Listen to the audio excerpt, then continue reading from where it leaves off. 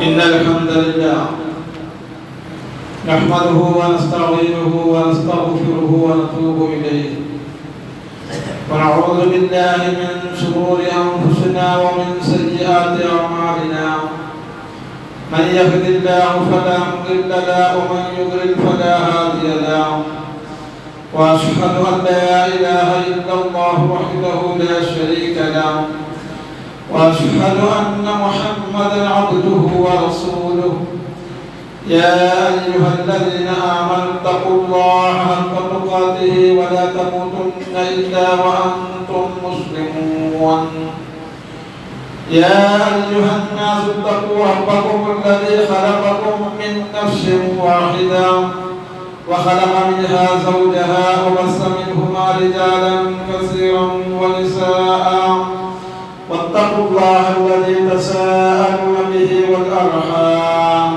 إن الله كان عليكم رقيبا يا أيها الذين آمنوا اتقوا الله وقولوا قولا سديدا يصلح لكم أعمالكم ويغفر لكم ذنوبكم ومن يطع الله ورسوله فقد فاز فوزا عظيما أما بعد فإن خير الكلام كلام الله وخير الهدي هدي محمد صلى الله عليه وسلم وشر الأمور محدثاتها وكل محدثة بدعة وكل بدعة ضلالة وكل ضلالة في النار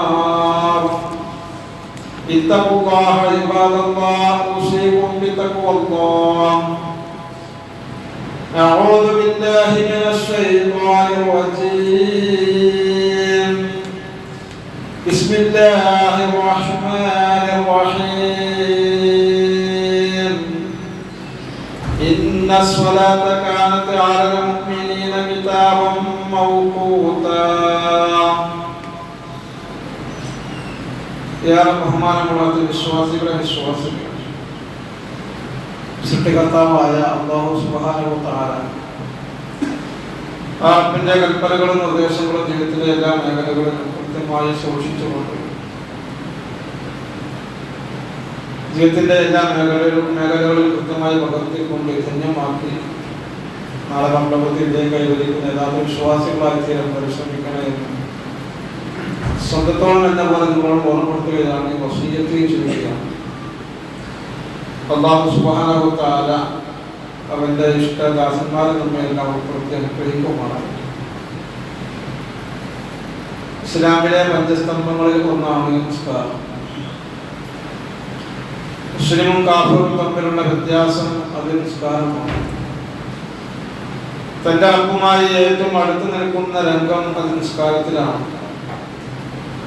നാളെ പരലോകത്ത് കർമ്മങ്ങളിൽ ഒന്നാമതായി വിചാരണ കിടക്കുന്ന കർമ്മം അത് നിസ്കാരമാണ്. ഏത് കാലഘട്ടത്തിലും ഒഴിവാക്കാൻ പാടില്ലാത്ത കർമ്മമാണ് നിസ്കാരം. തന്റെ റബ്ബുമായി നേരിട്ട് നടക്കുന്ന മുനാജാത്താണ് നിസ്കാരം. തക്ബീറത്തുൽ ഇഹ്റാം കൊണ്ട് തുടങ്ങി സലാം കൊണ്ട് അവസാനിക്കുന്ന കർമ്മമാണ് ഈ നമസ്കാരം. ജിബ്രീൽ അലൈഹിസ്സലാത്തു വസ്സലാം എന്ന മലക്ക് ഭൂമിലോകത്ത് വന്ന് ഇമാമായി എന്ന് പഠിപ്പിച്ചു കൊടുത്ത ഏക കർമ്മമാണ് നമസ്കാരം. ഇങ്ങനെ ഒട്ടനവധി പ്രത്യേകതകളുള്ള ഈ ഒരു ഇബാദത്ത്, ഈ ഒരു നമസ്കാരം, ഈ നിസ്കാരവും നമ്മളും തമ്മിൽ എന്തൊരു ബന്ധമാണ് നമുക്കുള്ളത് എന്നതാണ് ഇന്നത്തെ നമ്മുടെ ചർച്ചാ വിഷയം. ജീവിതത്തിലെ ഒഴിച്ചുകൂടാനാവാത്ത ഒരു സംഗതിയായിട്ട് നിസ്കാരത്തെ നമ്മൾ കണ്ടിട്ടുണ്ടോ? നിസ്കാരം നമുക്ക് ഉണർവ് നൽകുന്നുണ്ടോ? നിസ്കാരത്തിലൂടെ നമുക്ക് ആശ്വാസം കിട്ടാറുണ്ടോ? അതല്ല ഇതൊരു ഭാരമുള്ള ഒരു പണിയായി മാറിയിട്ടുണ്ടോ? അങ്ങനെ നമുക്ക് തോന്നാറുണ്ടോ? ആമിർ ഇബ്നു അബ്ദുല്ലാഹ് ഇബ്നു സുബൈർ റളിയല്ലാഹു അൻഹു അദ്ദേഹത്തിന്റെ മരണത്തിന്റെ വിരിപ്പിലാണ്. ജീവിതത്തിന്റെ അവസാന നിമിഷങ്ങളിലാണ്. അദ്ദേഹത്തിന് ചുറ്റും കുടുംബക്കാരുണ്ട്. ആ സമയം ആമിർ ഇബ്നു റളിയല്ലാഹു പറയാണ്, ഭാഗത്ത് അദ്ദേഹം കേൾക്കുകയാണ്. മരിക്കാൻ കിടക്കുന്ന വ്യക്തിത്വമാണ് അവസാന നിമിഷങ്ങളിലാണ് പള്ളിയിൽ നിന്ന് മഗ്‌രിബ് ബാങ്ക് കേൾക്കുന്നത്. ആഗ്രഹം പറയാണ്, കൂടെയുള്ളവർ പറയുന്നു, കുടുംബക്കാർ നിങ്ങൾ എന്റെ കൈപിടിച്ച് പള്ളിയിലേക്ക് എന്നെ നിസ്കരിക്കാൻ വേണ്ടി കൊണ്ടുപോകണം. ആ സമയത്ത് കുടുംബക്കാര് പറഞ്ഞു, ഇന്നൊക്കെ മരിയർ, താങ്കൾ രോഗിയാണ്, നിങ്ങൾക്ക് ഇപ്പോ പള്ളിയിൽ പോകാൻ കഴിയുന്ന ആ ഒരു അവസ്ഥയിലല്ല ഉള്ളത്, പള്ളിയിൽ പോകാൻ കഴിയാത്ത അവസ്ഥയിലല്ലേ താങ്കൾ ഇപ്പോൾ ഉള്ളത്. അപ്പോൾ അദ്ദേഹം പറഞ്ഞു മറുപടി, അസ്മഉ ദാഇ അല്ലാഹ്, പള്ളിയിൽ നിന്ന് അല്ലാഹുവിലേക്കുള്ള വിളി ഞാൻ കേൾക്കുന്നുണ്ട്.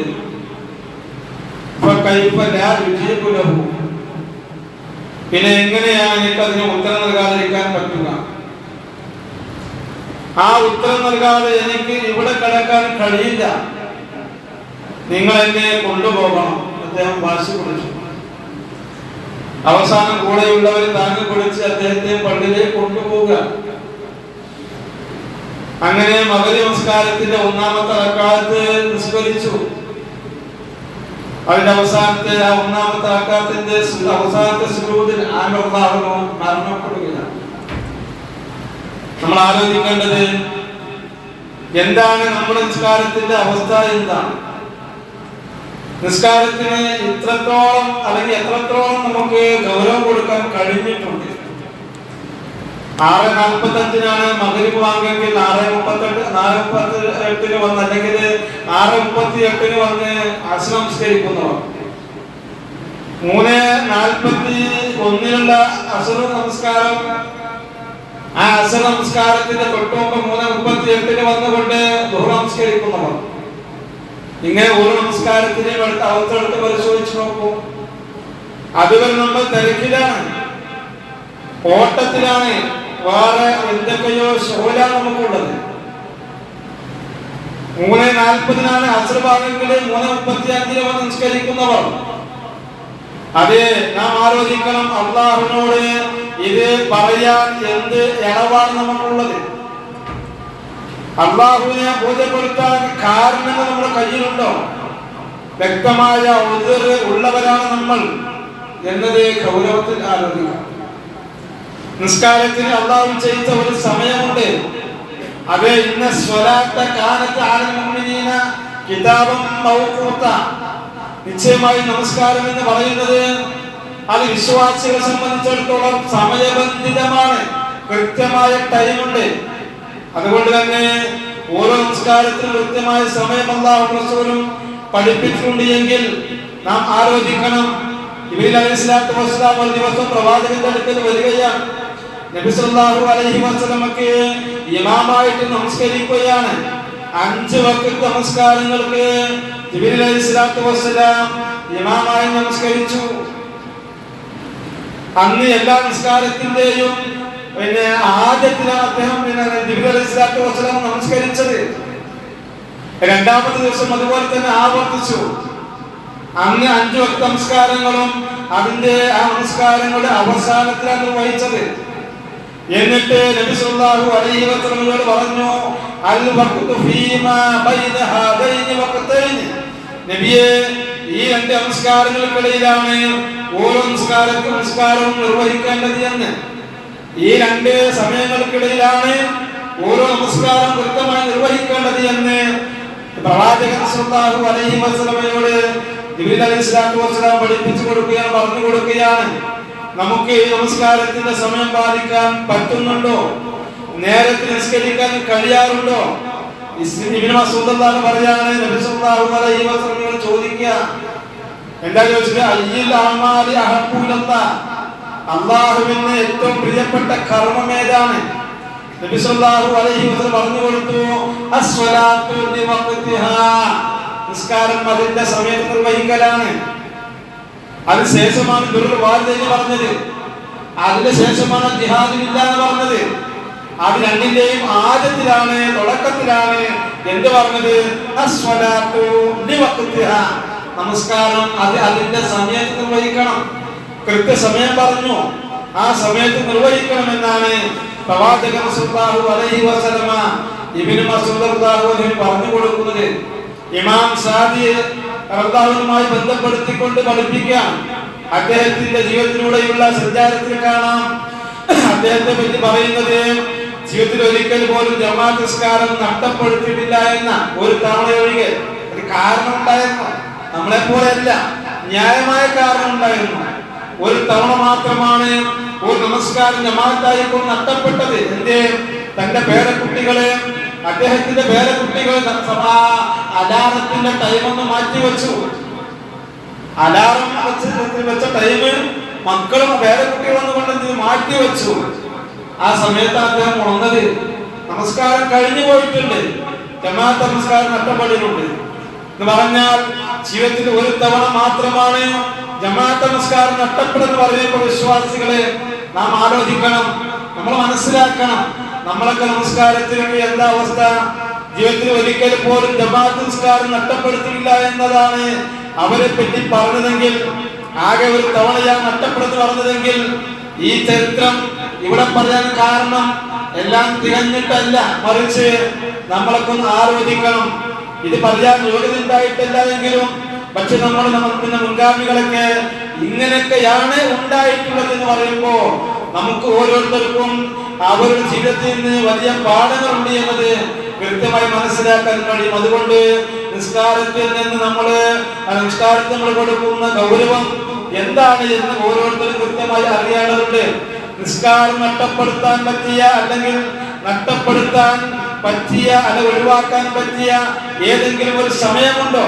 ഏതെങ്കിലും ഒരു സമയത്ത് നിസ്കരിക്കാൻ അല്ലെങ്കിൽ ആ നിസ്കരിക്കണ്ട എന്ന് പറഞ്ഞിട്ടുണ്ടോ? ആലോചിച്ച് നോക്കിയും ചില സമയങ്ങൾ മാത്രം സൂചിപ്പിച്ചു എന്നല്ലാണ്ട് ഇന്ന സമയത്ത് നമസ്കരിക്കാൻ പാടില്ല എന്നോ അല്ലെങ്കിൽ ഇന്ന നമസ്കാരം ഇന്ന സമയത്തിന്റെ ഉള്ളിലെല്ലാം തീർക്കേണ്ടതില്ല എന്നോ എങ്ങനെയൊക്കെ എവിടെയൊക്കെ ഏതൊക്കെ രൂപത്തില് നമ്മുടെ സാഹചര്യങ്ങൾക്ക് അനുസരിച്ചുകൊണ്ട് പറഞ്ഞിട്ടുണ്ട് എങ്കിൽ, യാത്രക്കാരനാണെങ്കിൽ പ്രയാസമുണ്ട് എങ്കിൽ, അതേപോലെ ബുദ്ധിമുട്ടുണ്ട് എങ്കിൽ, എങ്ങനെയൊക്കെ നമസ്കരിക്കണം പറഞ്ഞിട്ടുണ്ട് എങ്കിൽ ആ സമയങ്ങളെ പോലും പാലിക്കാതെ പലപ്പോഴും തോന്നിയപ്പോൾ നമസ്കരിക്കുന്നവർ, ഒരാൾക്ക് ജീവനുണ്ട്, ബോധമുണ്ട്, ബുദ്ധിയുണ്ട്, അയാൾ നിസ്കരിക്കണം.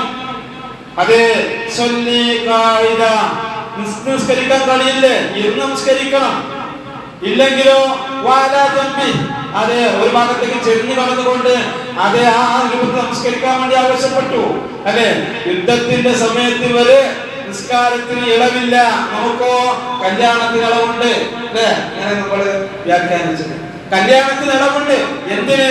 തന്റെ കൂടെ ഉണ്ടായിരുന്ന കുറെ കാലങ്ങളായിട്ട് കണ്ടിട്ടില്ലാത്ത ഒരു കല്യാണത്തിൽ കണ്ടുകൊണ്ട് പരിചയപ്പെട്ടപ്പോ പിന്നെ അയാളുമായി സംസാരിച്ചിരിക്കുകയാണ്. തന്റെ പ്രഷറും കൊളസ്ട്രോളും അതേപോലെ തന്നെ എന്താ പറയാ ആ നിലക്കുള്ള അസുഖങ്ങളെ കുറിച്ച് നീണ്ട വാദോരാതെയുള്ള സംസാരത്തിനിടയ്ക്ക് അന്ന് പള്ളിയിൽ ബാക്കി കേൾക്കുമ്പോൾ പോലും നമ്മൾ അതിന് പോലും ജവാബ് കൊടുക്കാതെ, അതിന് മറുപടി കൊടുക്കാതെ അന്ന് മാലിന്യ നമസ്കാരത്തിന്റെ ബാങ്ക് കേട്ടുകൊണ്ടിരിക്കുന്ന എന്ന് പറയുമ്പോ വിശ്വാസികളെ ആലോചിച്ച് നോക്കൂ. നിങ്ങള് രോഗിയായിട്ടാ കിടക്കുന്നത്, ആരോഗ്യമുള്ള അവസ്ഥയല്ല കിടക്കുന്നത്, രോഗിയായി കിടക്കുകയാണ്. എഴുന്നേറ്റ് പോകാൻ പോലും കഴിയാത്ത വിധമുള്ള രോഗത്തിനടിത്തായിട്ടാണ് അദ്ദേഹം കിടക്കുന്നത്. എന്നിട്ട് പോലും പറയുന്നത് അള്ളാഹുവിലേക്കുള്ള വിളിയാളമാണ് കേൾക്കുന്നത്, എനിക്ക് എങ്ങനെ ഉത്തരം കൊടുക്കാതിരിക്കാൻ സാധിക്കുമെന്ന വിശ്വാസികളെ നമ്മൾ ആലോചിച്ച് നോക്കേണ്ട വിഷയമാണ്. ഒരു കല്യാണത്തിന് പോലും നമുക്ക് അനാസ്ഥ വന്നുകൊണ്ടിരിക്കുന്നു, ഗൗരവം കൊടുക്കാതെ പോകുന്നു, അശ്രദ്ധമായി കളയുന്നു. അത് എങ്ങനെയെങ്കിലും നിർവഹിച്ചാൽ പോരാ, അതിന്റെ കോലത്തിൽ നിർവഹിക്കാൻ നമുക്ക് സാധിക്കണം. ആ ഇബാദത്തിന്റെ കോലത്തിൽ നിർവഹിക്കാൻ കഴിയണം, കൃത്യമായി ചെയ്യാൻ കഴിയണം, അത് നിസ്കരിക്കാൻ സാധിക്കണം. യുദ്ധത്തിന്റെ സമയത്ത് നമസ്കാരത്തിന് പോലും പല രൂപങ്ങളുണ്ട്. അതൊക്കെ പഠിക്കുമ്പോൾ നമുക്ക് ബോധ്യപ്പെടും എന്താണ് നിസ്കാരത്തിന്റെ ഇസ്ലാമിലുള്ള സ്ഥാനമെന്ന് ബോധ്യപ്പെടും. അതുകൊണ്ട് തന്നെ വിശ്വാസികളെ നാം മനസ്സിലാക്കണം, ഈ നിസ്കാരത്തിലൂടെ നമുക്ക് കിട്ടേണ്ട ഒരുപാട് നേട്ടങ്ങളുണ്ട്. അതെ, ശരിയായ നിസ്കാരം നിർവഹിക്കുന്ന ഒരാളാണെങ്കിൽ അയാൾക്ക് ജീവിതത്തിലുണ്ടോ വല്ലാത്തൊരു സമാധാനം, ഒരു സ്വസ്ഥത ഉണ്ടാവും, ഒരു ആശ്വാസം ഉണ്ടാവും. അൽഹംദുലില്ലാഹ്, ആ നിസ്കാരം നിർവഹിക്കാൻ കഴിഞ്ഞല്ലോ എന്നൊരു ആശ്വാസം, ആ ഇബാദത്ത് അതിന്റെ ഗൗരവം കൊടുക്കാൻ കഴിഞ്ഞല്ലോ എന്നൊരു ആശ്വാസം. അതുകൊണ്ട് തന്നെ നിസ്കാരം അതിന്റെ ശരിയായ രൂപത്തിൽ നിർവഹിക്കുന്നുണ്ട് എങ്കിൽ ആ നിസ്കാരം നിലനിർത്തുന്നുണ്ട് എങ്കിൽ സമയത്ത് നിസ്കരിക്കുന്ന ഒരാൾക്ക് ടെൻഷൻ ഉണ്ടാവില്ല. നമ്മളെന്താ പറയല്, ആകെ ടെൻഷനാണ്. എന്താ പ്രശ്നം? വീട്ടിലെ പ്രശ്നങ്ങള്. എന്താ പ്രശ്നം? മക്കളെ കൊണ്ട് പ്രയാസ. എന്താ പ്രശ്നം? കടയിൽ ചെന്നാലും പ്രയാസ. എന്താണ് പ്രശ്നം?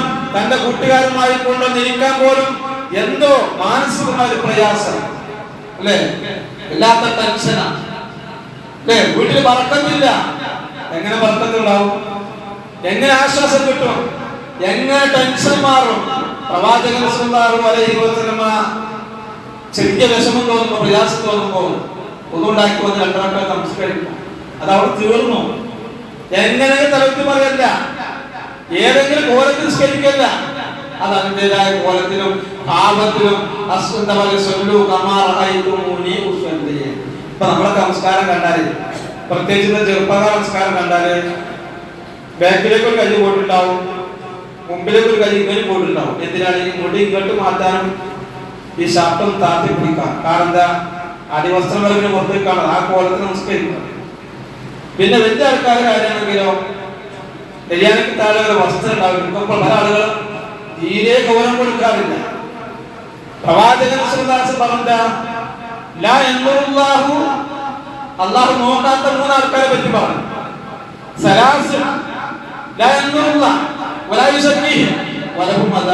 അവർക്ക് വേദനയേറിയ ശിക്ഷയുണ്ടെന്ന് പറഞ്ഞു. അവർ സംസ്കരിക്കൂല എന്ന് പറഞ്ഞു, നോക്കൂല എന്ന് പറഞ്ഞു. അതൊന്നാലാ ബിരിയാണിക്ക് താഴെ വസ്ത്രം ധരിച്ചു വരാൻ. ഇത്ര ഗൗരവം നമ്മളെ പറ്റി പഠിപ്പിച്ചിട്ടുണ്ടെങ്കിൽ, ആ വസ്ത്രത്തിന്റെ വിഷയത്തിൽ പറഞ്ഞിട്ടുണ്ടെങ്കിൽ, പിന്നെ നിസ്കരിക്കും മാത്രം കയറ്റിടുക. നിസ്കാരം കീഴ്പ്പെട്ടൻ ഇറക്കിയാൽ വേണ്ടാണെങ്കിലും തുണിയാലും പിന്നെ കീഴ്പ്പെട്ടൻ ഇറക്കിയിട. പിന്നെ നിസ്കാരം പോയില്ലേ? ആ ബാക്കി വെറുതെ ഇല്ലേ? അതാ പറഞ്ഞത്, നിസ്കരിക്കേണ്ട കോലത്തിനും പാപത്തിനും നിസ്കരിക്കും. ആ നിസ്കാരം കഴിഞ്ഞ വേറെ മുസ്ലിം അല്ല, ആ നിസ്കാരം കഴിഞ്ഞ വേറെ കോലമല്ല നമുക്ക് ഉണ്ടാവേണ്ടത്. മറിച്ച് അല്ലാഹുവിന്റെ റസൂലുള്ളാഹി സ്വല്ലല്ലാഹു അലൈഹി വസല്ലം എന്താണ് വേഷത്താന്റെ എടുത്ത രീതി, അത് അവിടെ കൊണ്ട് അവസാനിപ്പിക്കണം. എന്ത്? ബിരിയാണിക്ക് മുകളിലാണോ അവിടെ നിർത്തുക, പിന്നെ താഴേക്ക് നമ്മൾ ഗൗരവം കൊടുക്കരുത്. അത് നിസ്സാരമായിട്ട് കണ്ടുകൂടാ, നിസ്സാരമായി കണ്ടുകൂടാ.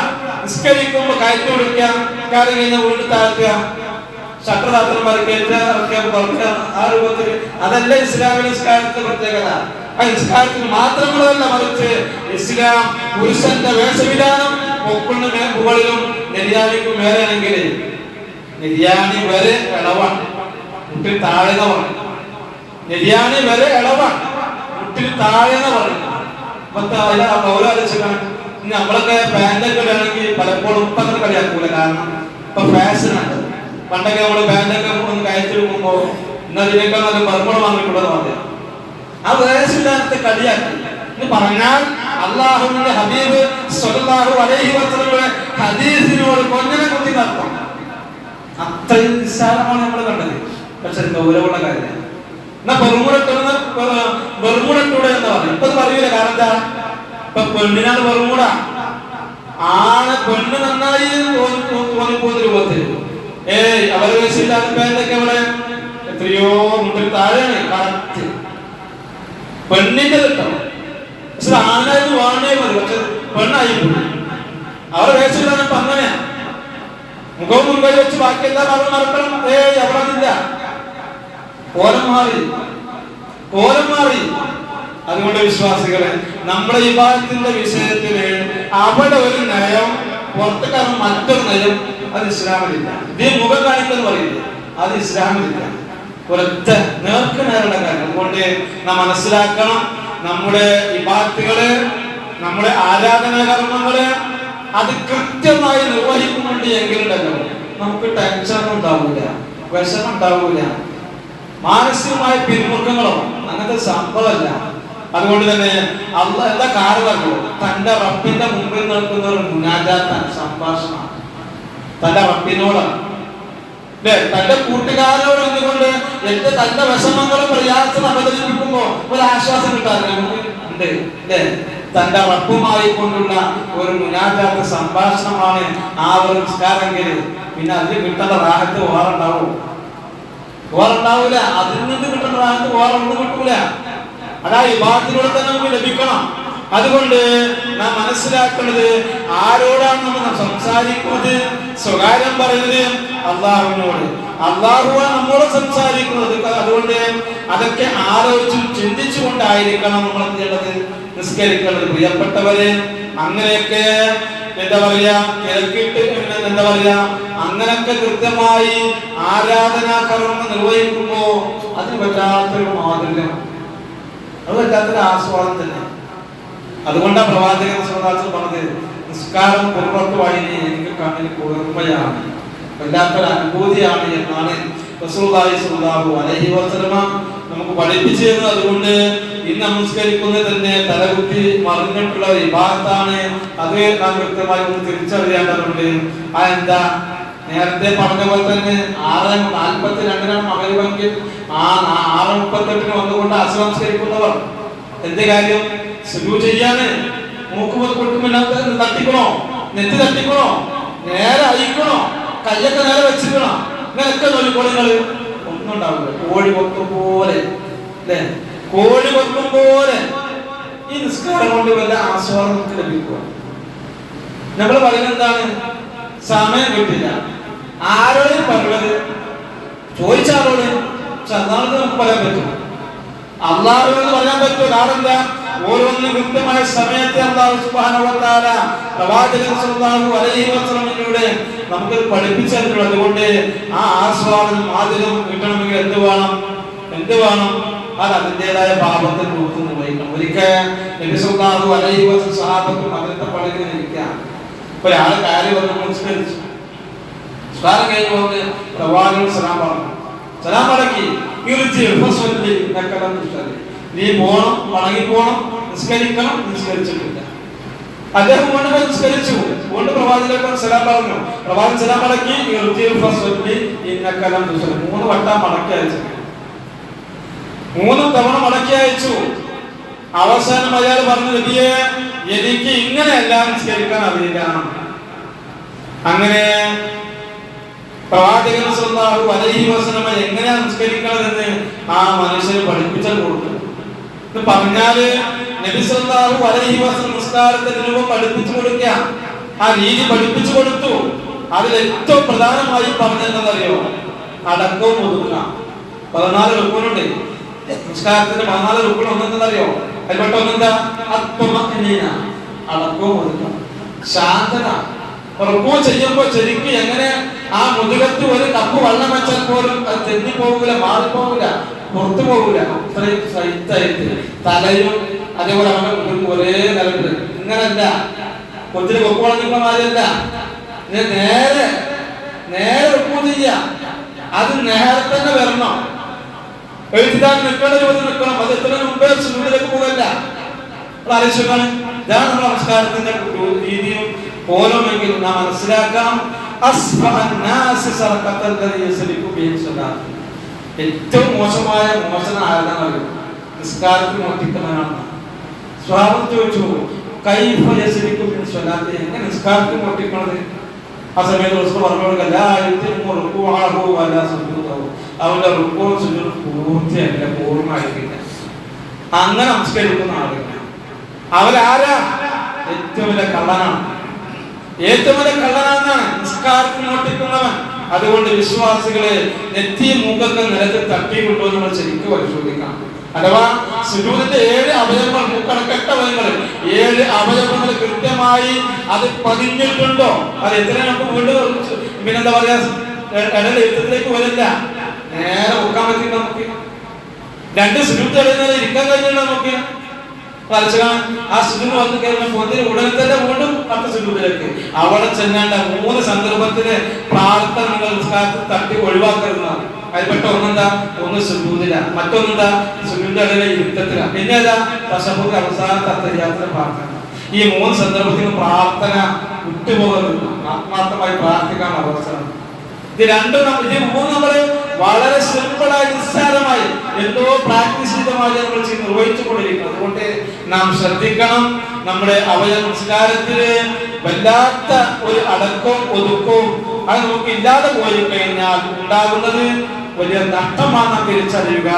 നമ്മുടെ ഇബാദത്തുകളെ അത് ഗൗരവമായി നിർവഹിക്കാൻ നമുക്ക് സാധിക്കണമെന്നുണ്ട്. അങ്ങ് നിർവഹിച്ചെങ്കിൽ മാത്രമേ ആ ഇബാദത്ത് അഥവാ നമസ്കാരം അല്ലാഹു കബൂലാക്കുകയുള്ളൂ, സ്വീകരിക്കുകയുള്ളൂ. പ്രവാചകൻ സല്ലല്ലാഹു അലൈഹി വസല്ലം പഠിപ്പിച്ച രൂപത്തിൽ ആ നമസ്കാരം നിർവഹിക്കാൻ നാം ശ്രദ്ധിക്കുക. അഥവാ കൃത്യനിഷ്ഠ പാലിക്കുക, ജമാഅത്തായിക്കൊണ്ട് പള്ളി നിർവഹിക്കാൻ നാം ശ്രദ്ധിക്കുക. അങ്ങനെ അല്ലാഹുവിന്റെ ഹബീബ് സല്ലല്ലാഹു അലൈഹി വസല്ലം പഠിപ്പിച്ച രൂപത്തിൽ ആ ഇബാദത്തുകളെ ധന്യമാക്കാൻ ശ്രമിക്കുക. അല്ലാഹു സുബ്ഹാനഹു വ തആല അതിനുള്ള തൗഫീഖ് നമുക്കെല്ലാം നൽകി അനുഗ്രഹിക്കുമാറാകട്ടെ. അഖൂലു ഖൗലി ഹാദാ അസ്തഗ്ഫിറുല്ലാഹ ലി വ ലക്കും വസ്തഗ്ഫിറുഹു.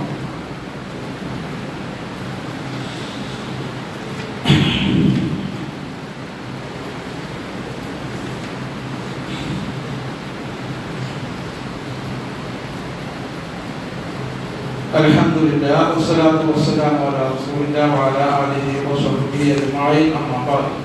ഇത്തഖുല്ലാഹ ഇബാദല്ലാഹ് ഉസ്ലിക്കും സാനി. ഒരിക്കൽ കൂടി അല്ലാഹുവിന്റെ വിധികളെ കൂടെ സൂക്ഷിക്കണേ എന്ന് ഓർമ്മിപ്പിക്കുന്നു. വിശ്വാസികളെ, നമ്മള് പരാതിയൊക്കെ പറഞ്ഞു,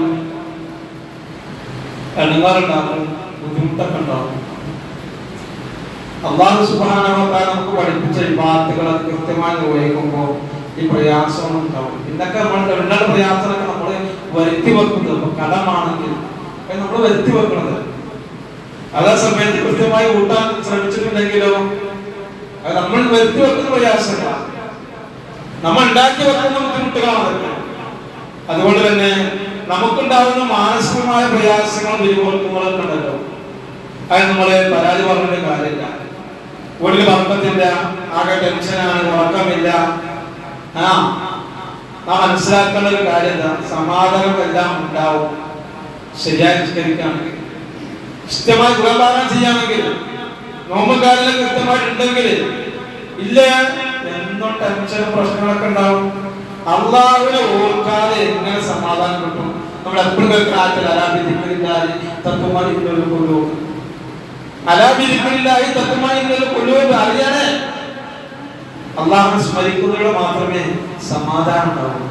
അപ്പൊ നമ്മൾ നിർവഹിക്കുന്ന ആ ഇബാദത്ത്, ആ ആരാധനാ കർമ്മങ്ങള്, അത് ഏതായിക്കോട്ടെ, അത് പറയപ്പെട്ട രൂപത്തിൽ നിർവഹിക്കുമ്പോഴാണ് നമുക്ക് ആശ്വാസവും സമാധാനമൊക്കെ ലഭിക്കുക. ഇതില്ലാതെ സ്വസ്ഥതയും സമാധാനം കിട്ടൂല. അതുകൊണ്ട് ഈ വിഷയം ദൂരത്തിൽ നമ്മൾ അറിയണം. 5 നേരം പുഴയിൽ പോയി കുളിച്ചാൽ നമ്മുടെ മേത്തോല അഴുക്കുണ്ടാകുമോ? ഇല്ലെങ്കിൽ ഇന്ന സ്വലാത്ത തൻഹാ അനിൽ ഫഹ്ശാഇ വൽ മുൻകർ, എല്ലാ നീചവും വെറുക്കപ്പെടുന്നതുമായ കാര്യങ്ങൾക്ക് ഈ നമസ്കാരം തടഞ്ഞു നിർത്തുന്നുവെങ്കിൽ നാം മനസ്സിലാക്കുക, ആ ഇബാദത്ത് കൃത്യമായി നിർവഹിക്കുമ്പോൾ നമ്മിൽ നിന്ന് എല്ലാ പ്രയാസങ്ങളും എല്ലാ വൃത്തികേടും നീങ്ങിക്കുകയാണ് എന്നാ മനസ്സിലാക്കുക. ഒരു വക്ത് നമസ്കാരം നിർവഹിച്ചാൽ 10 വക്തിന്റെ സമയത്തിന്റെ കൂലി നമുക്ക്, 5 വക്ത് നമസ്കരിച്ചാൽ 50 വക്തിന്റെ കൂലി. അതല്ലേ അള്ളാഹുവിന്റെ പ്രവാചകൻ സല്ലല്ലാഹു അലൈഹി വസല്ലം ഇസ്ലാമിന്റെ കോളേജിൽ ലഭിച്ചത്. അത് മൂസാ നബിയുടെയും അള്ളാഹുവിന്റെ അങ്ങോട്ടും ഇങ്ങോട്ടും കുറെ നടന്നു. ഇതിനേക്കാൾ കുറഞ്ഞത് എന്റെ ഉമ്മത്തിന് കിട്ടിയിരുന്ന് നിർവഹിക്കാൻ സാധിച്ചിട്ടില്ല. ഇത് കുറച്ചു കിട്ടാൻ വേണ്ടി ആവശ്യപ്പെട്ടുകൊണ്ടാണ് പോയത്. അവസാനം 5 കിട്ടി. ആ 5 വക്ത് നമസ്കാരം 50 വക്തത്തിന്റെ കൂലിയ. വിശ്വാസികളെ, 50 വക്ത് നമുക്ക് നിസ്കരിക്കാൻ കഴിയുമോ? ഇല്ലെങ്കിൽ ആ 5 വക്തെങ്കിലും കൃത്യമായി നിർവഹിച്ചൂടെ? അത് കൃത്യമായി നിർവഹിച്ചാൽ അതിന്റെ കൂലി ഉണ്ടെങ്കിൽ, അത് കിട്ടണമെങ്കിൽ അല്ലാഹുവിന്റെ റസൂൽ സല്ലല്ലാഹു അലൈഹി വസല്ലം പഠിപ്പിച്ച പോലെ നിർവഹിക്കണം, നിസ്കരിക്കണം. അല്ലാഹു ചെയ്ത സമയത്ത് നമ്മൾ അത് നിലനിർത്താൻ വേണ്ടി ശ്രമിക്കണം. അങ്ങനെ നിലനിർത്തിക്കൊണ്ടുപോകാൻ സാധിക്കണം. ഈ നിസ്കാരത്തിന്റെ വിഷയത്തിൽ എന്താണ് സൂചിപ്പിക്കാനുള്ളത്? നമ്മുടെ മക്കളൊക്കെ വളരെ സന്തോഷത്തിലാണ്. എന്താ കാരണം? 10ാം ക്ലാസ്സിന്റെ പ്ലസ് ടുവിന്റെ ഒക്കെ റിസൾട്ട് ഇങ്ങനെ വന്നിങ്ങനെ നല്ല ഹാപ്പിയിലാണ്, നല്ല സന്തോഷത്തിലാണ്. മാതാപിതാക്കളും അങ്ങനെ തന്നെ. പക്ഷെ ആ കൂട്ടത്തിൽ എനിക്ക് ഒരു കാര്യം സൂചിപ്പിക്കാനുള്ളത്, A+ കിട്ടാത്ത കുട്ടികളെ നിങ്ങൾ അവഗണിക്കരുത്. അതിനേക്കാളും A+ അവരുടെ ജീവിതത്തിൽ വേറുണ്ടാവും. അവരുടെ ജീവിതത്തിൽ അതിനേക്കാളും ഒരു A+ വേറുണ്ടാവും. ഈ 10 A+ കിട്ടിയ കുട്ടികൾക്ക് ഇല്ലാത്ത A+ ആ മക്കൾക്ക് വേറുണ്ടാവും. അവന്റെ ജീവകാരുണ്യ പ്രവർത്തന മേഖലയില് ഫുൾ A+ ആയിരിക്കും അവരുടെ കയ്യിലുണ്ടാകുക. സ്പോർട്സിന്റെ രംഗത്തവൻ ഫുൾ A+ ആയിരിക്കും. തന്റെ കൂട്ടുകാരനോട് ആ നിലക്ക് അനുകമ്പയും ആർദ്രതയും അറിവും കാണിച്ചുകൊണ്ട് സഹായിക്കുന്ന വിഷയത്തിൽ ഫുൾ A+ ആയിരിക്കും. നമ്മൾ അവഗണിക്കേണ്ടതില്ല. അവന് 1, 2, 3 A+ കിട്ടി, അൽഹംദുലില്ലാഹ് എന്ന് പറയേണ്ടതിന് പകരം അങ്ങനെ തന്നെ വേണം. പഠിക്കയിട്ടല്ലേ? അല്ല, അതങ്ങനല്ല. അള്ളാഹു ഓരോരുത്തർക്ക് എല്ലാവർക്കും ഒരു കഴിവ് കൊടുക്കുമല്ലോ, വ്യത്യസ്തങ്ങളല്ലേ. അതുകൊണ്ട് കിട്ടിയ കഴിവിനെ പ്രോത്സാഹിപ്പിക്കുക, ഒരിക്കലും നിരുത്സാഹപ്പെടുത്തുക. ഉണ്ടാകുന്നത് വലിയ പ്രതിസന്ധിയാണ്, പ്രയാസമാണ്. ഇപ്പം അങ്ങനെയുള്ള ബുദ്ധിമുട്ടുകൾ എല്ലാവരും കാണാം. അത് കേൾക്കുമ്പോഴേക്കും ഒരുപടി കയറുമ്പോഴോ അതൊക്കെ പോകുന്ന രംഗങ്ങൾ നമ്മൾ പലപ്പോഴും കേൾക്കാറുള്ളത് അല്ലേ. നാം ആലോചിക്കാം, അവിടെ കഴിഞ്ഞ് മറ്റൊരുപാട് A+ മാറി. ഇതിനേക്കാൾ വലിയ A+ നമുക്ക് നമ്മുടെ നമസ്കാരത്തിന് കിട്ടണം, നമ്മുടെ ഇബാദത്തിന് നമുക്ക് ലഭിക്കണം. ആ A+ വേണ്ടി നമ്മൾ പരിശ്രമിക്കുക. അതെല്ലാവർക്കും കൂടി ഉള്ളതാണ്. നമുക്ക് എല്ലാവർക്കും ഉള്ളതാണ്. ആ A+ നമുക്ക് ഉണ്ടാവണം. എന്ത് വേണം? ആ നമസ്കാരത്തിലൂടെ ചൊല്ലേണ്ട പ്രാർത്ഥനകള് ഒന്ന് കൃത്യമായിട്ട് അവലോകനം ചെയ്തോക്കാണ്. എത്ര പേർക്ക് ആ നമസ്കാരത്തെ പ്രാർത്ഥന അർത്ഥറിയാം? അല്ലാഹുമ്മ ബാഇദ് ബൈനി വബൈന ഖത്വായായ കമാ ബഅദ്ത ബൈനൽ മശ്രിഖി വൽ മഗ്രിബി തുടങ്ങി അവസാനം മസ്ജിദ് ദജ്ജാൽ വരെ ചൊല്ലുന്ന ആ പ്രാർത്ഥനകള് അല്ലേ, അല്ലാഹുമ്മ ഇന്നി വലംതു നഫ്സി എന്നൊക്കെ തുടങ്ങുന്ന പ്രാർത്ഥനകള് എത്ര ദിക്റുകളും പ്രാർത്ഥനകളുണ്ട്. എത്ര പ്രാർത്ഥന നമുക്കറിയാം. ആ അർത്ഥം മനസ്സിലാക്കി ചെല്ലുകയാണ്. ഒരു ആസ്വാദനം, ഒരു അനുഭൂതി ഉണ്ടാവും, ഒരു മാധുര്യം നമുക്ക് ലഭിക്കും. അത് കിട്ടാൻ ഈ A+ന്റെ കൂടെ തന്നെ അതിനേക്കാളും ഒരു A+ലേക്ക് എത്താൻ ഇതിലൂടെ സാധിക്കണം. അതുകൊണ്ടാണ് ഞാൻ നേരത്തെ സൂചിപ്പിച്ചത്, വെക്കേഷൻ കാലങ്ങൾ നമ്മുടെ മക്കൾക്ക് ഈ പറയപ്പെട്ട കാര്യങ്ങളൊക്കെ ശ്രദ്ധയുണ്ടാവണം, ദീനരംഗത്തിൽ ശ്രദ്ധയുണ്ടാവണം, അതേപോലെ പഠിക്കുന്ന കാര്യത്തിലും പഠിപ്പിക്കുന്ന വിഷയത്തിലും ശ്രദ്ധയുണ്ടാവണം. അതേപോലെ തന്നെ ഒരുപാട് ക്യാമ്പുകൾ അവർക്കൊക്കെ വരാൻ പോകുന്നുണ്ട്, അതിലൊക്കെയുള്ള ശ്രദ്ധയുണ്ടാവണം എന്നൊക്കെ ഞാൻ നേരത്തെ സൂചിപ്പിച്ചതിനാ. അതോടൊപ്പം പ്രാർത്ഥനകൾ ദിക്റുകൾക്ക് പഠിക്കാൻ അവസരം കൂടിയാണ്. അതുകൊണ്ട് തന്നെ നാം മനസ്സിലാക്കണം, ആ മക്കൾക്ക് കിട്ടേണ്ട സമയത്ത് കൊടുക്കുമ്പോൾ അവർ ഉൾക്കൊള്ളാൻ പഠിപ്പിക്കാൻ സാധിക്കും. അതോടൊപ്പം ഇനി അവർക്ക് എത്തേണ്ട മേഖല കോളേജുകള് അവർ നല്ലത് തിരഞ്ഞെടുക്കാൻ മാതാപിതാക്കൾക്ക് കഴിയും. നല്ല കോളേജുകൾ തിരഞ്ഞെടുക്കാൻ കഴിയും. കാരണം മലീമസമാണ്, മയക്കുമരുന്നിന്റെ കഞ്ചാവിന്റെ എല്ലാത്തിനും വല്ലാത്തൊരു അടിത്തുണ്ട്, ഒരു അടിശം വന്നിട്ടുണ്ട്. അതിലേക്ക് കൂട്ടുന്ന അത്തരം മേഖലകളെയും അത്തരം കൂട്ടുകാരെയൊക്കെ നമ്മൾ തിരിച്ചറിഞ്ഞുകൊണ്ട് ശ്രദ്ധയോടുകൂടി അവരെ എത്തിക്കേണ്ട മേഖലകളെ എത്തിക്കാനുള്ള തെരഞ്ഞെടുപ്പും അനിവാര്യമായിട്ട് ഉണ്ടാവണം എന്ന് കൂടി സാധാരണമായി സൂചിപ്പിക്കണം. വിശ്വാസികളെ, ഇങ്ങനെ അല്ലാഹു സുബ്ഹാനഹു വ തആല നമ്മോട് ആവശ്യപ്പെട്ട നമ്മുടെ മക്കളുടെ വിഷയത്തിലും അതേപോലെ നമ്മുടെ ഇബാദത്തിന്റെ കാര്യത്തിലുമൊക്കെ ഒരു ശുഷ്കാന്തി, ഒരു ശ്രദ്ധ, കൃത്യമായ ജമാഅത്ത് നമസ്കാരങ്ങള്, ആ നിർവഹിക്കുന്ന ഇബാദത്തുകള് ശ്രദ്ധയോടെയും അവധാനതയോടെയും പക്വതയോടെയും ഒക്കെ നിർവഹിക്കാനുള്ള ഒരു ഗാംഭീര്യം, അതേപോലെ അല്ലാഹു നമ്മെ ഏൽപ്പിച്ചിട്ടുള്ള അമാനത്തായ നമ്മുടെ മക്കളെ കുറിച്ചുള്ള വിഷയങ്ങളിലും ഒക്കെ നല്ലൊരു ശ്രദ്ധ വെച്ചുകൊണ്ട് മുന്നേറുക. അല്ലാഹു സുബ്ഹാനഹു വ തആല നമ്മുടെ ജീവിതത്തിൽ വന്നു പോകുന്ന ചെറുതും വലുതുമായ പാപങ്ങളെല്ലാം അവന്റെ മഹത്തായ ഫضل കൊണ്ട് വിട്ടുപുറത്ത് മാപ്പാക്കി തരുമാറാകട്ടെ. നമ്മുടെ ജീവിതത്തിലെ എല്ലാ പ്രയാസങ്ങളും ദൂരീകരിച്ചു തരുമാറാകട്ടെ.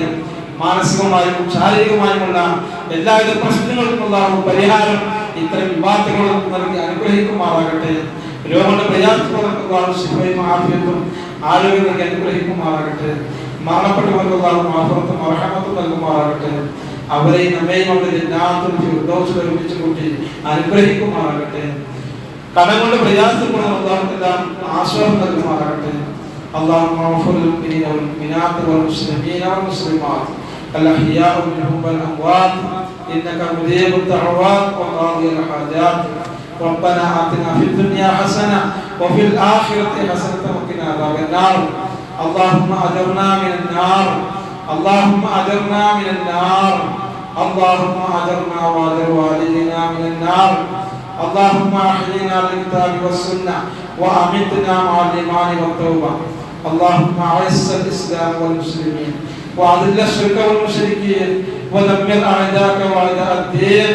اللهم انصر إخوان المسلمين في كل مكان الذين يجاهدون لإعلاء كلمة لا إله إلا الله. اللهم اسقنا، اللهم أغثنا، اللهم أغثنا غيثا مغيثا هنيئا مريئا سريعا عاجلا يكون لنا حياء وربيعا. ربنا اغفر لنا ولإخواننا الذين سبقونا بالإيمان ولا تجعل في قلوبنا غلا للذين آمنوا ربنا إنك رؤوف رحيم.